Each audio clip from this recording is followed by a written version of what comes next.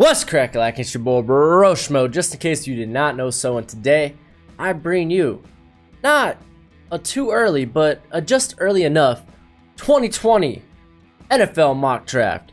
Really, what this is, just a gander. We're gonna take a gander at next year's prospects. Try to get familiar with them, and that way we can follow them this season and see how it looks at the end of the year. Mind you, this draft order I took, CBS did a whole, they predicted all the records and all that, so I'm just going by that. They did a whole playoff system and championship and all that, so I'm just going by that because, I mean, who knows how everyone's gonna do next year. So just mind that I'm basing it all off on this, so no hate. And again, first and foremost, this is just to introduce you to next year's crop of talent. So let's go ahead, let's get started with the New York Giants being at number 1. Who would have thought, right? I have them taking Chase Young, edge rusher at Ohio State. Man, Chase Young, when Nick Bosa went down, like, I mean, they already thought this was going to be a scary front four for Ohio State. And when Bosa went down and didn't return, I mean, Young picked up the slack fully. His sophomore year was actually better than Bosa's. I think he's a lock for the top 10. The Giants didn't really address a pass rusher. Sorry about that, dog. But they didn't really address pass rusher in this year's draft, so I think they would take this opportunity to do that and to build upon that defense. At number 2, I got... Who do I have at number 2? The Miami Dolphins. Oh boy, right? I have them taking Walker Little, offensive tackle out of Stanford. So, Dolphins, I don't think they'd be ready to move on from Rosen after 1 season. Maybe 2. That way, Trevor, oh my gosh, his name escapes me. Trevor Lawrence, Clemson's quarterback, will be available in the 2021 draft. So if we're end up having to draft early again, I think after 2 years, that's about the right time to give up on Rosen. Anyway, let's get some protection. Walker, I don't think Walker at the end of this will be the top offensive lineman prospect. He's got great size and he's produced very well in the Pac-12, but he's not athletic. He's not very athletic. So there's a little question marks about that, but I can't wait to see. Until then, I'm gonna put him here at number 2 as the first offensive lineman prospect taken off the board. Then we got the Arizona Cardinals. I got them getting AJ Epperson. Now, AJ Epperson, Cardinals didn't really address a pass rusher in the draft. Chandler Jones is getting older. Terrell Suggs might be probably his final year. So, Epperson out of Iowa, he had like a little over 400 snaps, but the dude produced. There was a ton of production. So, it would be nice to see what a full year of like 600 to 700 snaps will look like. So, very excited. He's probably easily the second defensive end, second edge rusher off the board here. So, number 4, New York Jets. I got them getting Jerry Jeudy, wide receiver, Alabama, man. I mean, honestly, outside Jamie Crowder, there's not much to... There's not many weapons for I almost said Flacco, for Sam Darnold in that New York offense. Robbie Anderson's there, but he's hit or miss. He's more a vertical threat. He's not a true number 1. Jeudy is that. He might not have supreme size. He's like 6'1". He's like 190 pounds, but man, it's fast, excellent route runner. He's easily going to be the top receiving prospect in what is turned out looking like just a crop of special talents there at receiver. So at number 5, I got the Cincinnati Bengals. If you're drafting this high, Andy Dalton is no longer going to be your starter. So I got Tua Tagovailoa. I think that's how you say his last name. But quarterback out of Alabama. Only questions with him is his arm strength or lack thereof arm strength. But the man's extremely accurate and he produces in big games. What I like to see, I think he's going to be the number 1. Might be a little bad between him and Justin Herbert, but right now I got Tua as my number 1 prospect at quarterback. Next, I got the 6, San Francisco 49ers. They didn't really address secondary too much, at least not with a day 1 or a day 2 pick. So I got them getting Grant Delpit, safety out of LSU. He is a special talent, very special talent. He's gonna be wearing number 7 at LSU. You know the lineage of that. Players, playmakers like Patrick Peterson, Jamal Adams wear that number 7. So he is a very special talent. He's supreme in coverage, and he'd be a welcome addition to that secondary. Next, I got 7 Jacksonville Jaguars. And if you're picking it here, just get Foles weapons. You paid Foles, give him a chance. Right now, I got CeeDee Lamb, wide receiver, Oklahoma. CeeDee Lamb, a lot of people would like to argue that CeeDee Lamb is on par with Jeudy. I don't think he is. And honestly, I think there might be a few other receivers that rank a little higher in this class. Like I said, it's a special crop this year for wide receivers. But right now, I'm going to put him up here. Man's got a lot of talent. I think he's actually a better product than Marquise Brown is. So I got him as the number 2 receiver on the board. Next, we got the Detroit Lions. If you're picking in the top 10 again, I mean, I was thinking about maybe quarterback here, but I say just try to get that offensive line back in order. Andrew Thomas, offensive tackle out of Georgia. I think he actually right now is the best offensive line prospect. He's a superb run blocker and a lot of strength, but he's also super athletic. And I mean, he's just been a model of consistency. And I mean, at the end of the day, I think he will be the top prospect, offensive line prospect, I should say, in this year's draft. Next, at 9, Tennessee Titans. You've drafted in the top 10. Marcus Mariota, probably his time should be over in Tennessee. I got Justin Herbert. Man's got a fantastic arm. He can make all the throws. It's just, can he put it all together? Can he put all those tools he has together? What do I didn't even notice there's a little bag on the back of here. Huh, weird. Don't mind that. Anyway, Justin Herbert, I could see why he decided to not come out this last year. But yeah, if he could come out and just have an outstanding season, he'll definitely be pushing Tua for that number 1 quarterback. At 10, Buffalo Bills. Man, let's just get Josh Allen more weapons. Laviska Shenault Jr., wide receiver out of Colorado. Man, this guy can be something special if on the field. He is, I think he is a converted running back, but if not, man, the man's built like a running back. 6'2", 220, 225.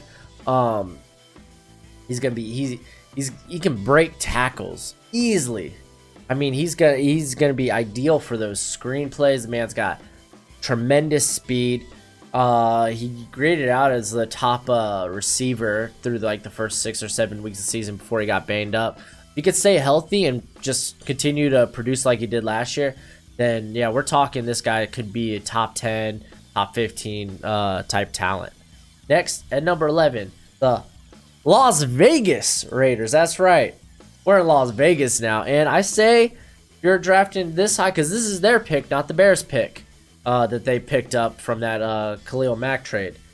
And I say take your quarterback of the future, James Fromm out of Georgia. I think, or I said Jake Fromm, excuse me, out of Georgia. I think he is a Gruden-like guy. I think there's a couple of similarities between him and Derek Carr when Derek Carr was coming out of Fresno.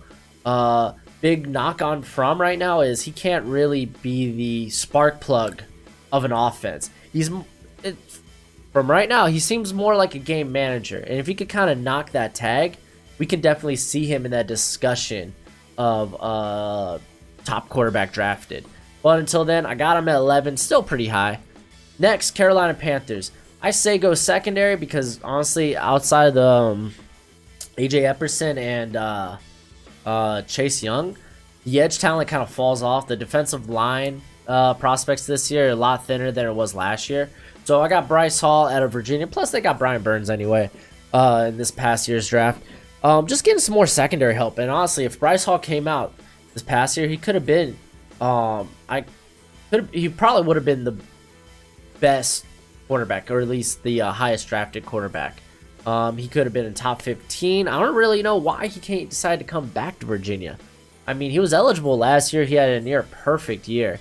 So there's not a lot of upside to coming back for one more year, especially there in Virginia. So next we got Houston picking at 13. I got them snagging Derrick Brown, interior defensive line, Auburn. A lot of people are really high on Derrick Brown. I'm not high. I'm not high. I'm not high on Derrick Brown, but he's not as athletic as you'd like, but he can push the pocket. He's super strong. He'll be a stout run defender. He can make a difference in the pass game. And honestly, with probably Clowney not coming back next year, they probably won't sign him to a long-term deal.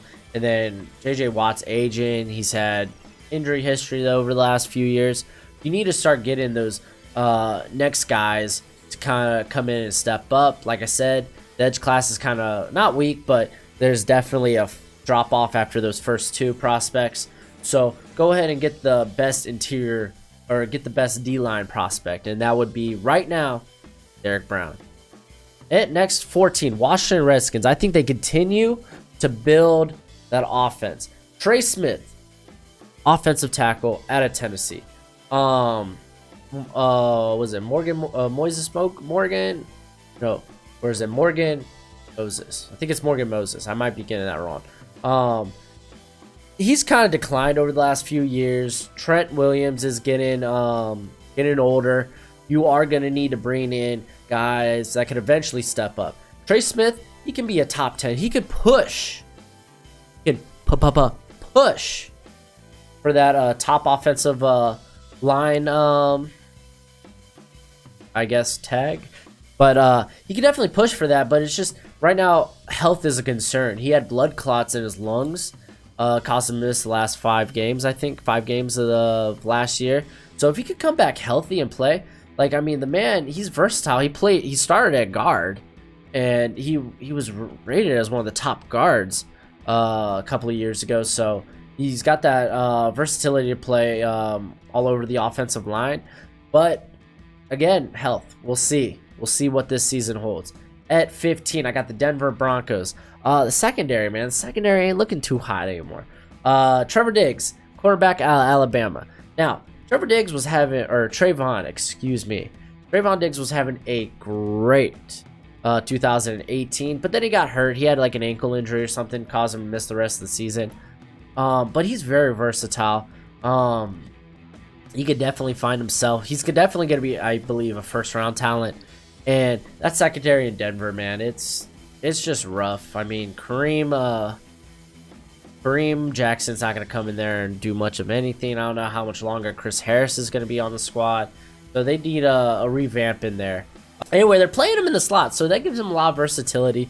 He'll definitely be in consideration for number 2 cornerback off the board. Cornerback class is the secondary actually looks really good in this year's draft. It looked good last year too. So another year of deep secondary. What can we say? Tampa Bay picking at 16. I got Julian OKWARA out of Notre Dame, edge rusher. So I'm here looking at these guys, and I think this is one guy that could definitely, if he has a bonkers 2019, push that bill and actually kind of make a case for himself to being a first-round talent. A lot of people like Khalid Kareem, his running partner at Notre Dame. But I think Okawara has Okawara has, I think he's more athletic. I think he has the higher ceiling as of right now. And Tampa, they didn't really address the edge. JPP, neck injury. We don't know what lies ahead. He's getting older anyway. Anthony Nelson, he's not really much of an edge threat. They're gonna kind of play him on the defensive line as well as on the edge, but he's gonna be more of an edge defender, a run stopper. But yeah, we got that. At 17, Dallas Cowboys. I got him getting a receiver. Trey Higgins, Clemson. Oh boy, that was nasty. Anyway, Trey Higgins, he's got size, man. He's got tons of size. He's playing on just a loaded Clemson team next year. And like I said, he's got size, he's fast, he's made a lot of contested catches. I think he has like 30 some No. I think he has like 17 broken tackles last year. And it's not like he creates a lot of separation, and he wasn't getting these on screens. The dude was breaking it mid route. I love it. I think he's definitely gonna be a first round talent. He's built for it. And Dallas, honestly, I mean, outside of Amari Cooper, they haven't really they don't really have a sure number 2. Not yet, at least. Not yet. We'll see next year. 18, Las Vegas Raiders picking again. I got him getting Paddy Fisher, linebacker at a Northwestern. Now, linebacker, there's no Devin White. There's no Devin Bush in this upcoming year's class. So I'm kind of going to use this as an opportunity to kind of highlight a few of the linebackers in this year's class. I don't think Paddy Fisher, as of yet, I think he's more second round, maybe fringe first round. But Oakland, I was really hoping they were going to get Devin White at that 4th overall pick, because they've missed a linebacker for so long. I can't remember when was the last time they actually had a stout linebacker there in Oakland, and they need a leader on that defense. Like, they need a leader in the middle. You need a quarterback on the defense, and that's what middle linebacker is. So I think Paddy Fisher, I think out of all the linebacker candidates, asterisk, except for one I'm going to talk about later, he might be a late first rounder. So I decided to put him here because, honestly, the Raiders, I think that's their biggest glaring weakness is, honestly, it's linebacker, and I'm surprised they didn't really decide to address it in this past year's draft. All right, at 19, I got the Pittsburgh Steelers. Corner, man. Corner's always a problem, man, in Pittsburgh. So I have them, and plus they're getting a lot older. Like, Joe Hayden ain't gonna be there forever. So, and you can never have too many. It's a passing league. You can never have too many corners. You need coverage. I got him getting Christian Fulton, quarterback out of LSU. Now, Fulton's an interesting prospect because he was banned for the first 2 years of his collegiate career from playing because of failed PED test. So he tried to he basically tried to be like, no, you can't do that, and they were like, well, we're going to. Bam, 2-year ban. But he came out last year and he outplayed Greedy Williams. He was the best corner on that squad last year. I think for me, he's the second best corner in this year's coming up draft. We'll see this year now how that fares, but yeah, we got him there. At 20, the Seattle Seahawks. I got him getting RAEKWON Davis, interior defensive line, Alabama. Like I said, it's a very thin class for defensive line. RAEKWON Davis, I think, is more maybe of a second round pick.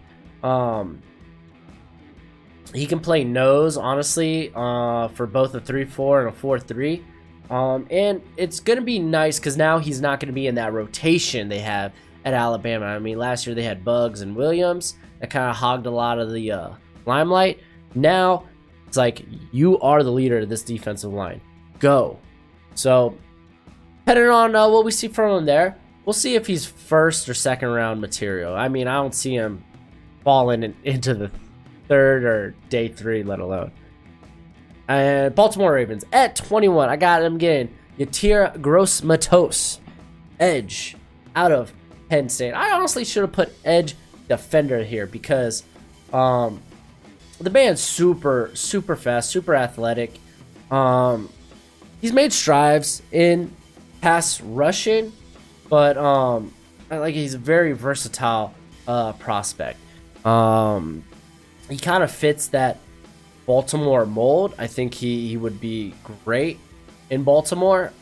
So I think this is a guy to watch out for because I don't think we're hearing too much about him being a first round prospect, and we really should. And 22, Cleveland Browns. Only thing Cleveland did not address, offensive line. So I got him getting Trey Adams out of Washington. Like Trey Adams, great size, very athletic. But the man's hurt. Man's hurt a lot. Like, we don't have a large sample size of him because he's been so banged up. So he could come in and put in a full year of basically a full year of the same stuff we've seen on tape when he has been healthy, I think he could get himself into that first round range. I mean, honestly, this year there's a lot of good offensive tackles. So a lot of like first round worthy offensive tackles. So be on the look for that. Another name I like is Tristan. What is it? Tristan Wirfs? Here, let me look it up. He's offensive tackle out of Iowa. Very strong run blocker. Wirfs, yeah, got it right. But he's very strong run blocker. He can work on his pass pro a little bit, but the man's got great size. Plays tackle. He might be more of a guard though at the next level, but we'll see. We'll see when the year is said and done and the whole pre-draft process. Now we got the Minnesota Vikings. I have them getting a quarterback. Now hold on a minute. Just saying. You're on now going into your 2 years in of Kirk Cousins' contract. You got one more year left. Why not draft a quarterback? And I honestly, I wanted to at least highlight maybe another quarterback in this class. I could have went with KJ Costello out of Stanford. I could have went with Jordan Love out of Utah State. I like Nathan Stanley out of Iowa. He is, again, if he's another one of those guys, be like, oh man, he's kind of more of a game manager, but he's also playing on a very talent devoid offense. So I'm excited to see this year. I think he could, by the end of the year, he could get into that first round talk. So just be on the lookout for that. Next, Philadelphia Eagles. I got him getting Nick Cole, edge defender out of Auburn. Nick Cole, he's a interesting prospect. I don't think he's got first round talent right now, but he's got a high upside. Like, he's gonna rock out at the combine. The dude's an athletic freak, so I'll be excited to see that. We'll see this year. Maybe he could. Maybe he'll turn in a big year of production and talk himself into that first round range. Next, got the Green Bay Packers at 25. I got him getting Jalen REAGOR out of TCU, another wide receiver. Now, like I said, they don't really have a true number 2 there at in Green Bay. Now, Jalen REAGOR, this man is impressive. I remember watching that TCU Ohio State game last year. The man is quick. He is lightning fast. He puts on crisp moves. He is a crisp route runner. Honestly, by the end of the year, we could be talking about this guy like he's the number 2 best wide receiver prospect in this class. So, again, be on the lookout for that. Very talented wide receiver class out here. Next, we got the Atlanta Falcons. Got them picking at 26. I got them getting Kenny WILLEKES out of Michigan State. Now, very, very I really like this. I really like this guy. Kenny here, he is stout run defender, super strong, like super strong. I just want to see if he can get to the core. I want to see more pass rush. I want to see more moves in his pass rush. I think he can honestly talk himself into being maybe the 3rd best defensive, or at least edge rusher in this class. If we see more production as an edge rusher, more pressures, more sacks, stuff like that. So I'm really excited. I really like him. I really think I really enjoy him as a prospect. He's gonna be very fun to watch this year. Next, 27, Kansas City Chiefs. I have them taking a running back because I don't know how much I believe in Damian Williams. We'll see. But the Chiefs, they know how to use their running back, so maybe he'll pop off. But I got Travis, not Etienne. That's Steven in French, but oh man, I always say this wrong. I always want to say Etienne. But the running back out of Clemson, dude is bonkers. He averaged like 8 yards per carry. He didn't get a lot of opportunity to flash in the pass game, but he can. He has the ability to. He has the skill set. And I kind of wanted to use this I wanted to use this pick to highlight some of the running backs, or highlight a running back in the class. And I think he is honestly going to be the best. You also got Jonathan Taylor, but the dude's had fumbling issues. And I mean, running back, honestly, running back's not a, outside of being a very special prospect like a Saquon Barkley or a Todd Gurley or Ezekiel Elliott, it's hard to get into that first round. Yeah, it's just hard to get in the first round. So I don't see Jonathan Taylor being a first round product. Even Travis here, but I think Travis is definitely the best running back prospect currently in this year's crop. We'll see as the year goes. Next, Indianapolis Colts. Now, this is where I was talking about a linebacker, right? Isaiah Simmons. I have him listed as a safety. Honestly, he might be more of a nickel or dime linebacker. The man probably played linebacker at the next level. He's just so athletic. They had no problem lining this guy up in the slot or against tight ends. If we can see more as a run defender, then maybe I feel more comfortable about listing him as a linebacker. But until then, I'm going to list him as safety because the man can cover. So, and he's got great size. He shouldn't move the way he moves for his size. Next, Los Angeles Rams. I pick 29. I got Taylor Bidez. Bada. Sounds like a magical spell. The dude, honestly, he's been the best center in college football for like last 2 years, and that'll probably go down. He'll probably win that again this year.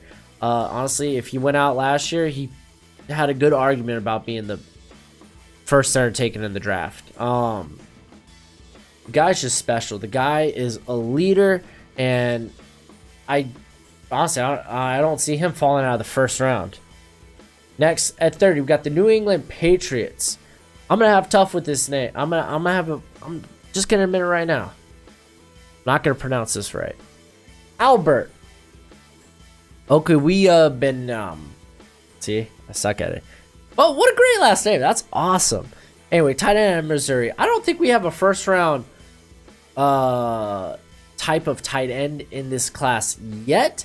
He's the closest though to being that. He has been a weapon. He got hurt for like the last half of last year, but dude was producing like through 6 games. He had like 6 TDs, 400 some yards. He was a reliable weapon to Drew Lock. So if we're talking about tight ends that maybe go in the first round, his will be the first name you probably will see, and it'll be one you see in a lot of mock drafts. 31, Los Angeles Chargers. I got Dylan Moses, linebacker, Alabama. Now, this is another guy who, again, none of these guys are cut from the same cloth as your Devin White, your Devin Bush. This guy, he's moving in from outside to inside linebacker. So if we can see a lot in coverage, because honestly, if you can't cover as a linebacker, you're probably not going to get drafted, or at least not drafted high. So if this guy can improve or show that he has coverage ability, we could maybe see him in that first round talk. And the Chargers, they got some depth at linebacker, but they are lacking that stud linebacker. They don't have a true superstar there. And Super Bowl champion, CBS says. I got 32, the New Orleans Saints, and I have him getting CJ Henderson, quarterback out of Florida. Honestly, he could play wherever in the secondary. Man's versatile. The man can hit. The man can cover. He's a playmaker. I loved Chauncey Gardner-Johnson last year in this past draft. I was surprised he fell to like I think the 3rd or 4th round, but this guy, as talented as Chauncey Gardner-Johnson was, this man is even more so. They were just studded at in the secondary of Florida, and he just comes off, has a great year. We could see his name go a lot higher. Anyway, that's my mock draft. Hopefully it was insightful. Gives you some guys to maybe keep an eye out on for in this upcoming college football year. But like the content, subscribe, hit the bell, stay notified, and until next time, you be easy, my friends. Later.